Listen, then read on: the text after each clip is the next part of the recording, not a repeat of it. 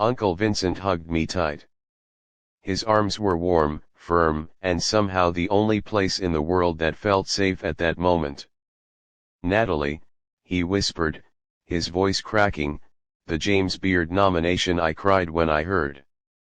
6 local chefs tried, but they didn't see what you've built. I knew you would.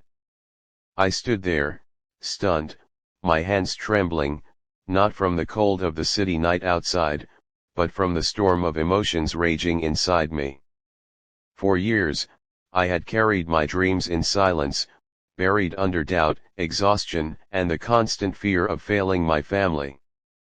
But in that embrace, I finally felt seen. It hadn't been easy. Growing up, my life had revolved around food. Not the Instagram perfect, curated meals that grace magazines today, but the humble, soulful dishes that my grandmother taught me to make in her tiny kitchen. Every Sunday, I'd help her chop, stir, and season, learning that cooking wasn't just about flavor, it was about love, patience, and connection. By the time I was in college, I knew I wanted to share that same warmth with the world, but the path was never clear. Culinary school drained me of savings, unpaid internships left me questioning my choices, and every rejection letter from restaurants and competitions chipped away at my confidence. I watched my peers rise faster, seemingly without struggle, while I was left in the back room of small diners, washing dishes and repeating recipes that felt lifeless. The turning point came during a particularly grueling winter, when I had just opened my first pop-up restaurant with nothing but a borrowed kitchen and my grandmother's old cast iron pans. Business was slow, bills were piling up, and I had started doubting myself again. One night, after closing, I stayed behind to scrub every surface, my back aching, when Uncle Vincent walked in. He didn't scold me or offer easy words, he simply sat at one of the cold, empty tables, and waited. When I finally slumped down beside him, he said, "Natalie, you're carrying too much alone. Let people see what you have to give. Don't let fear steal your story." That night, something shifted.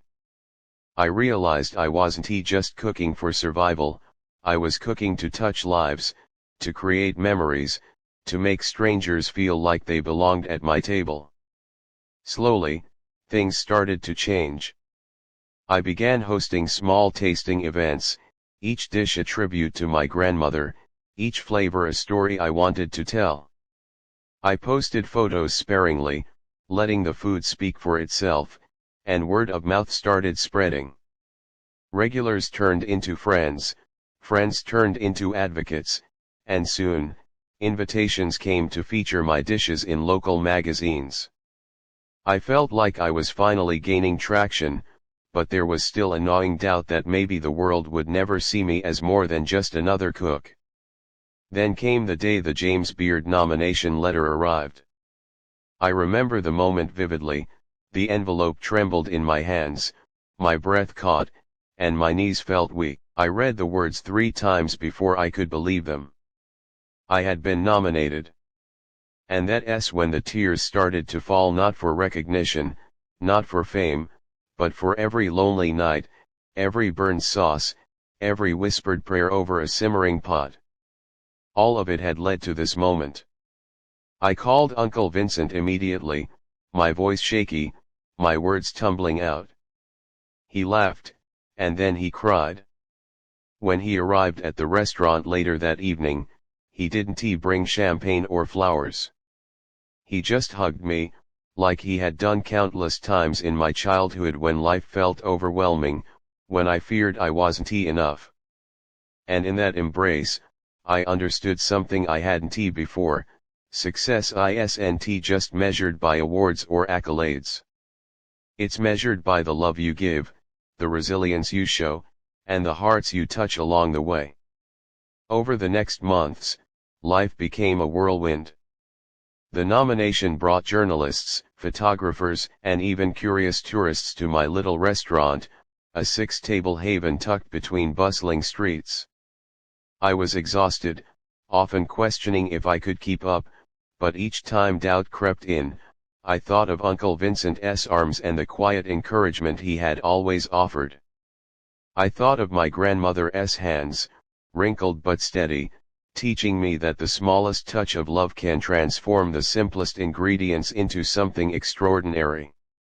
The ceremony itself was surreal. I sat among chefs I had admired for years, my nerves fraying like the edges of an old apron. When my name was called, and the applause thundered through the hall, I felt the entire weight of my journey in that moment. I hadn't just cooked my way into recognition, I had carved a space where stories, tradition, and heart could coexist with ambition and talent. And as I walked back to my seat, clutching the small plaque of my nomination, I thought about all the people who had carried me here, from Uncle Vincent to the strangers who tasted my food and smiled as if I had served them a piece of home.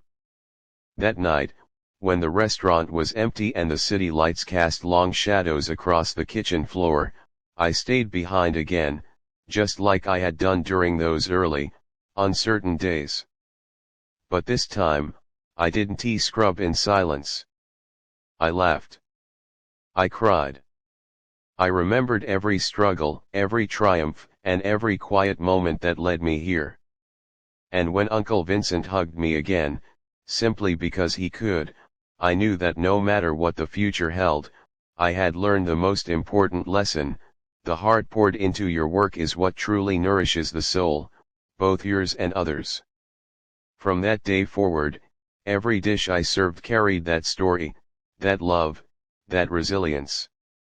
And every time someone came in and said, "This reminds me of home," or "I feel so happy here," I felt the invisible threads connecting us all, woven together by food, by struggle, by hope. Uncle Vincent had hugged me tight, yes, but more importantly, he had reminded me to hold myself tight, to honor my journey, and to never stop believing that even the smallest kitchen can hold the biggest dreams.